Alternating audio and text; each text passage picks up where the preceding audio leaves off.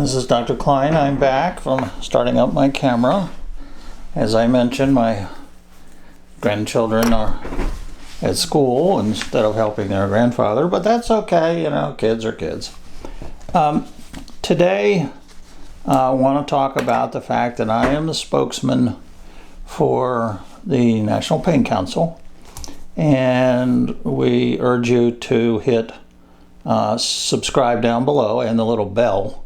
If you hit the little bell, then it will automatically send you these wondrous videos. So the other thing is we want you to participate. We need to know what kinds of things you would like us to talk about. And we have quite a good sized research staff, and we can basically look up anything you can think of. The best way to get hold of us is simple: Nationalpaincouncil, all one word, at gmail.com. And you can leave questions, things you'd like us to talk about. We are not interested in a negative rants and raves unless they're accompanied by a proper argument using Socratic methods, which is you say, okay, I disagree with this because I have data that shows, or I have logic that shows. That's different than calling up and saying, you know, you people are a bunch of poo-poo heads, which is kind of common nowadays. That's the way to Socratically argue a point, is to call somebody names. So anyway, today I want to talk about NSAIDs. N-S-A-I-D-S, NSAIDs. Stupid word.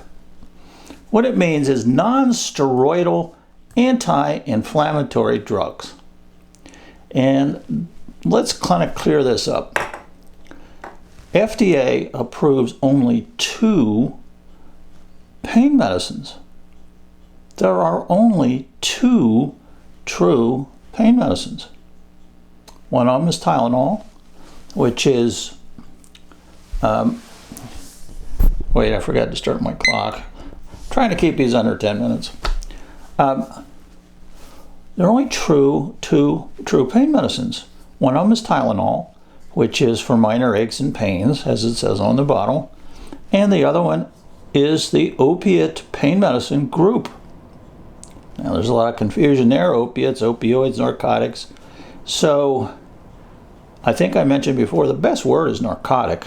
It's a medical word, and it covers all the medicines, all of them. Heroin is an opioid painkiller.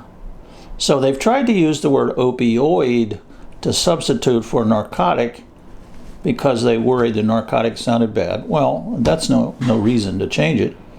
As a matter of fact, opioid had to be introduced by legislative change into the Richard Nixon Controlled Substance Act because it wasn't in there.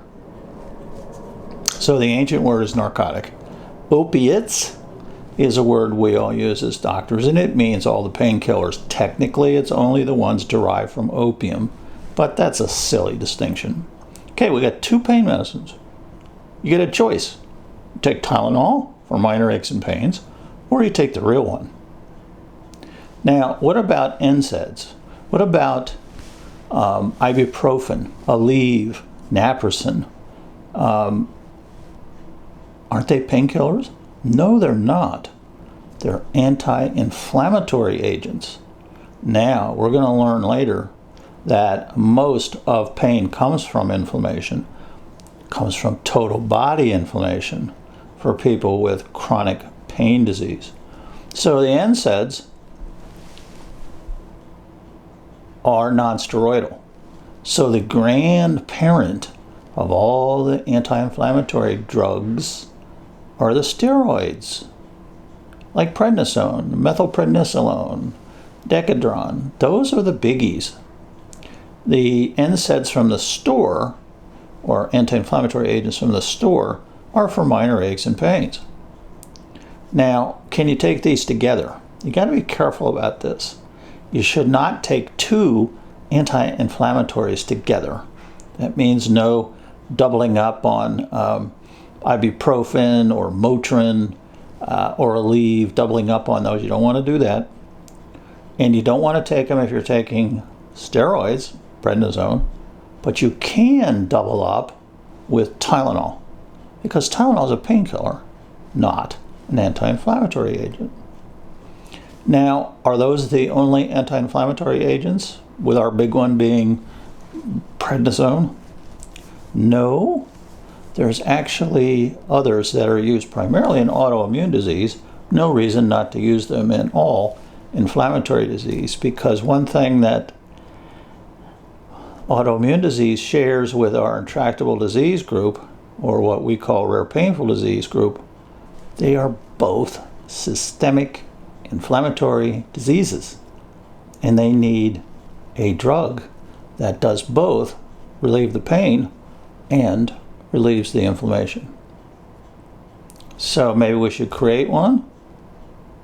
Don't need to. We already have one. Guess what? Opiates are both. And we have a little paper we're publishing on that to explain it to people who won't believe it because it's new information. This is why these drugs are so effective. When we put this out on the internet, a lot of people said, no wonder. You know, when I can't get out of bed in the morning with stiffness, that's not from pain. That's from inflammation.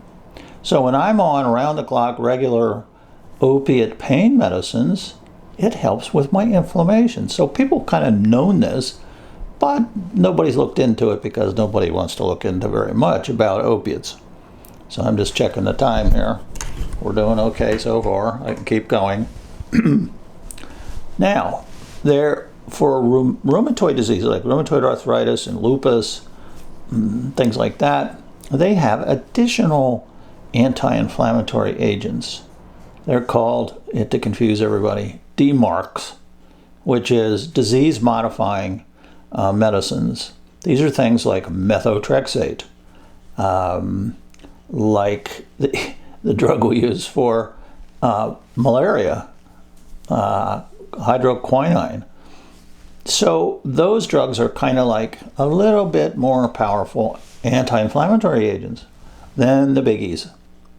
The biggies are called biologics. They are all targeted toward a particular cytokine. And we're going to talk about cytokines next because it's real important to understand it. And it puts all this together. So those drugs are extremely expensive. The big one is Humira, Enbrel, there's several of them. The problem is they cause people to die. Maybe 2 or 3 per 1,000 people die from suppressing their immune system. So we're going to talk about the immune system and inflammation on the next video. But for now, I just want you to understand the differences about the medications. Toradol, by the way, is a prescription anti-inflammatory agent, more powerful than the ones you buy in a drugstore, and may even be a little more powerful than steroids, but steroids still have the upper hand.